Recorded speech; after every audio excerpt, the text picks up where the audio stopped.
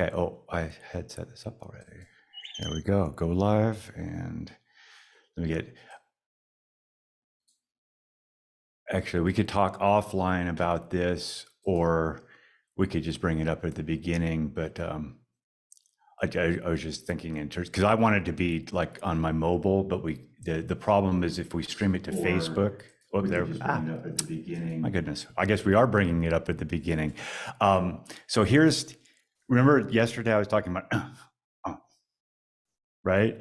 So here's the with the technology is like Zoom is probably for me the best mobile communication experience that I've done. FaceTime I don't like so much. Skype is old technology, although I mean it's just and then Facebook Live.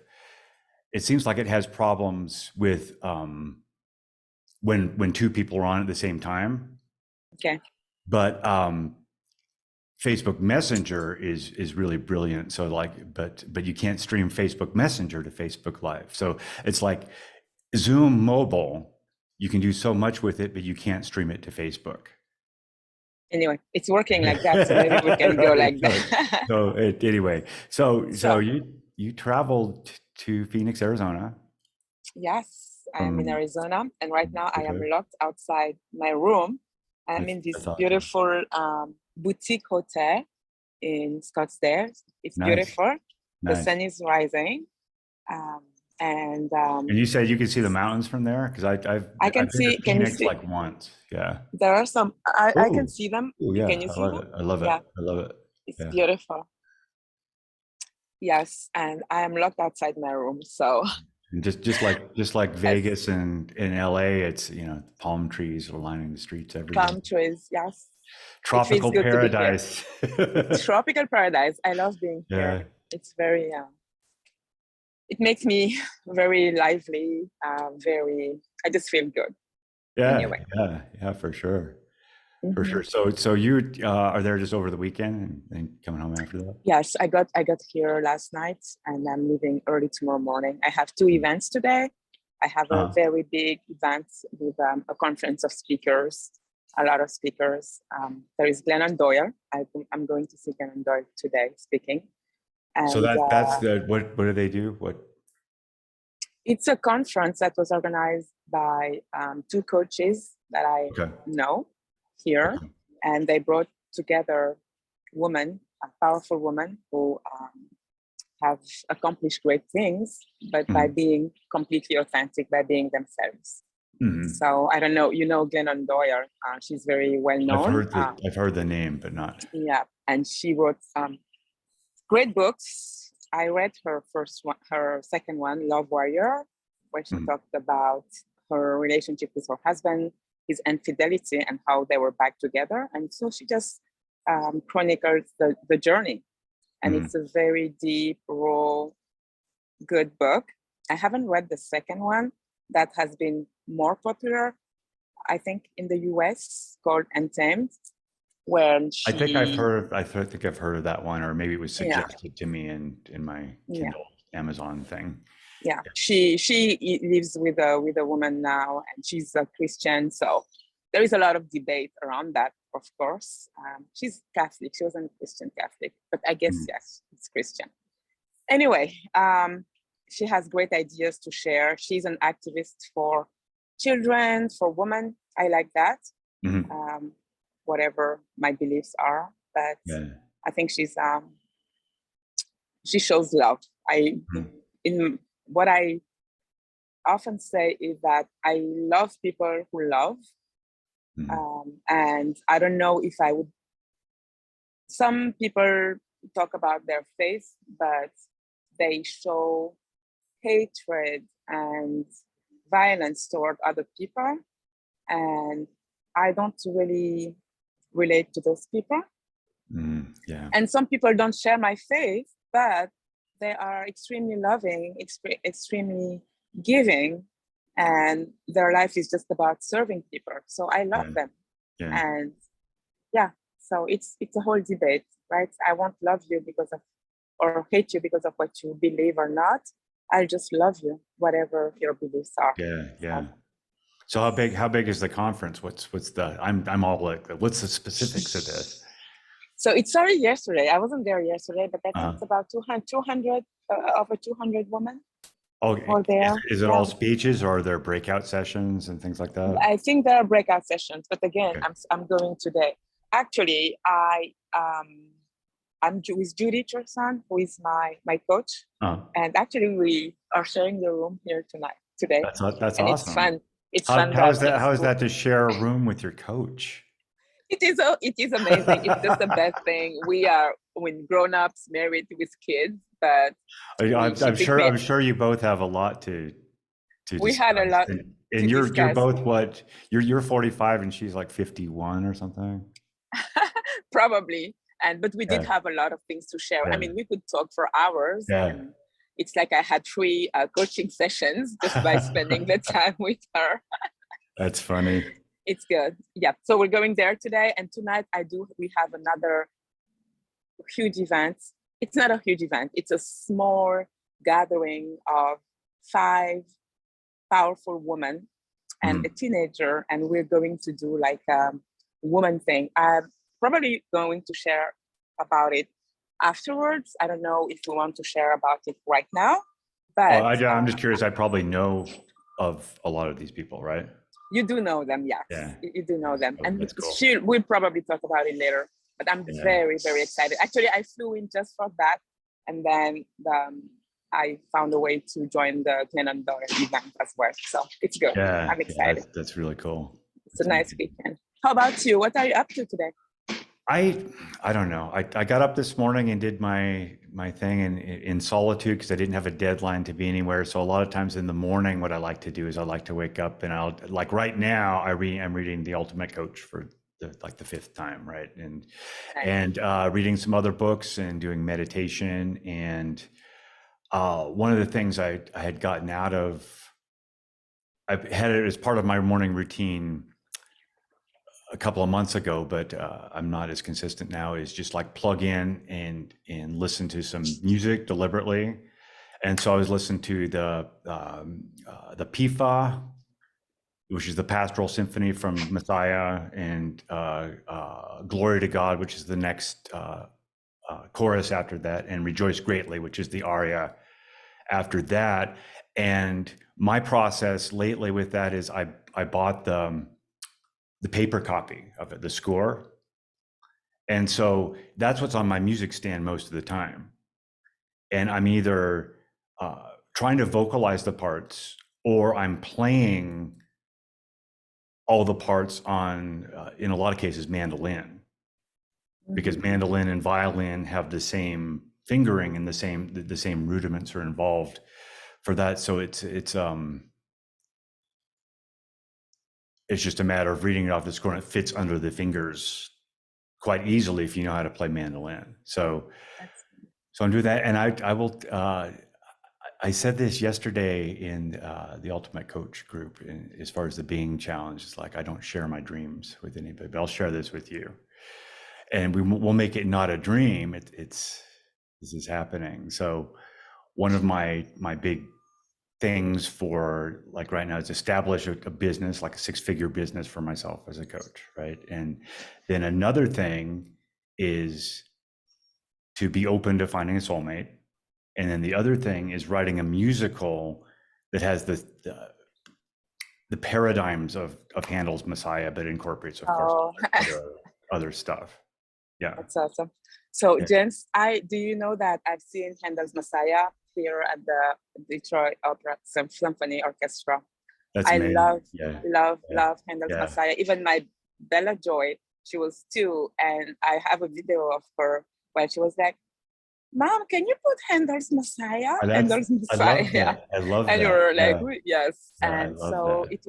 it was Christmas, the year before COVID, and I love it. And in our homeschool, there is a woman who was my mentor, who's my mentor, Cindy Rollins, who loves Handel's Messiah. So she had Christmas devotional on Handel's Messiah. So every day we would read one of the lyrics, and Yeah. listen to it. Yeah. And so it's just now part of our Christmas rituals to listen Yeah. to Handel's Messiah. We know it all. And I Yeah. like that So you like Handel's too. Yeah, that's fun. That's also something we have in common. yeah. For me, it was the experience was off of LP records that my parents had, and we were in a town that was so small that never was a community production of it. Mm-hmm.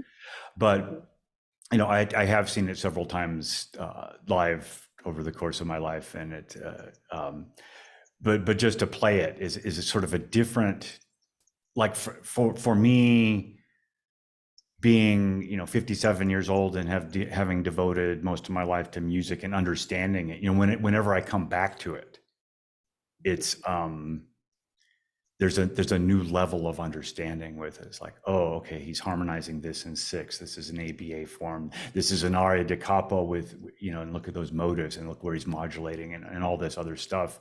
And then playing it, oh, look how easily this fits under the fingers, because he had to hire an orchestra, and who knows what kind of players they were, right? They knew the rudiments, but yeah, it's just there's so much richness in a piece of art that's been around for Since close to 300 years 17th, now. Yeah, yes, close to 300 yeah. years. It was premiered in 1741, and 17, yeah. yeah, and there's never been a time where it wasn't performed.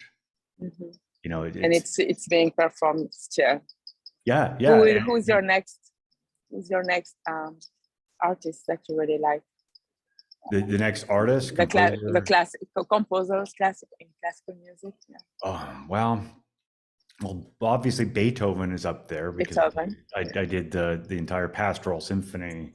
Yes. On the ukulele, so that's part of my That's part of my DNA now. But Beethoven, Schubert. I like. Yeah, Schubert. Let's see, Haydn, like the Haydn trumpet Haydn, concerto. like Haydn. I got into that when I was in sixth grade or something. Yeah, so those were the first. So at school. First ones. Yeah. That's cool. You're pretty lucky to study at school. Classical music was something we had in our home school. We enrichment, and actually I had started a co-op with other moms, and I had 47 kids and 13 moms. So I had 60 people in my home every Wednesday. It was fun while I was homeschooling. And we'll do the enrichments, and we will spend half an hour on classical music. We would take an artist, introduce the kids to his life and his music, and just listen to it and be familiar to it. And would also do artist study.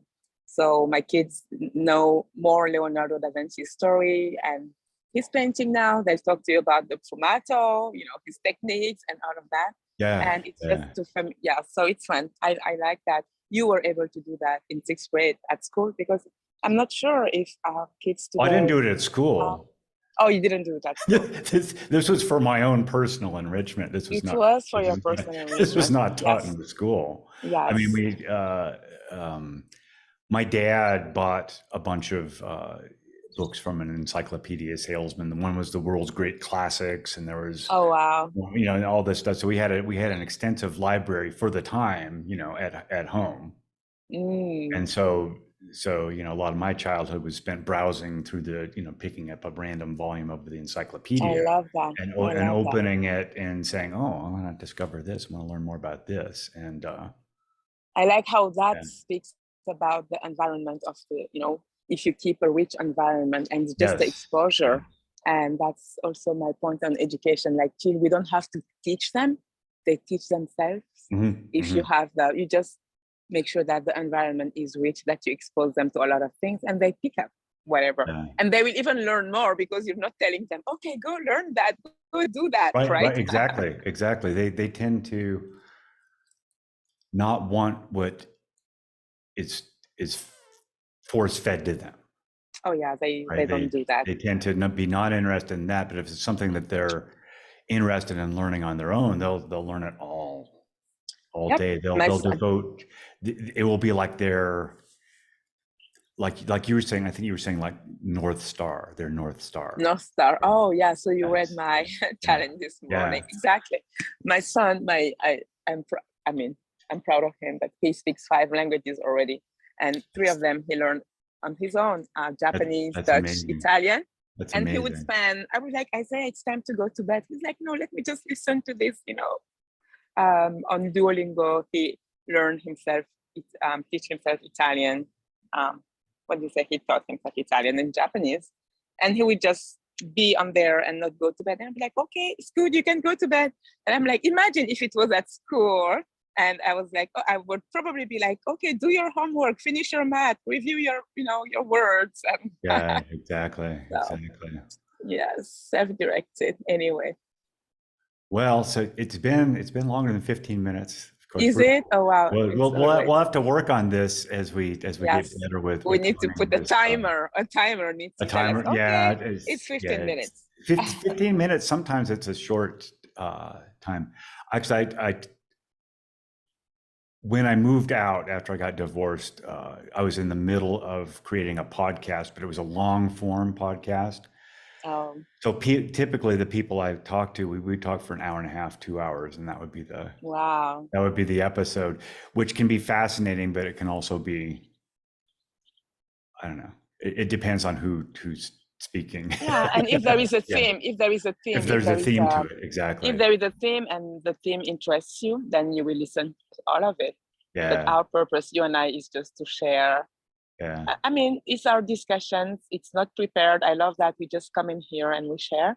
But yeah. it's also nice if it can be of, wouldn't say interest because it depends on people, but just Well, no, no, enrich people in some ways, yeah. right? What we want to do is we want to encourage people to listen about you. That's the thing. Listen about you. About themselves. Yeah. They'll be Right. like, what does Yeah. that mean? Listen about you. We'll have to talk about that in the next episode. Yeah, we'll talk about it. So and we're not, well, I'm gonna cut this off. So thanks everybody who watched this, and Have a we great day we'll wherever see you you are. soon. And I'm gonna stop the stream. Bye everybody. Okay, looks like we're out, and I'll stop the recording.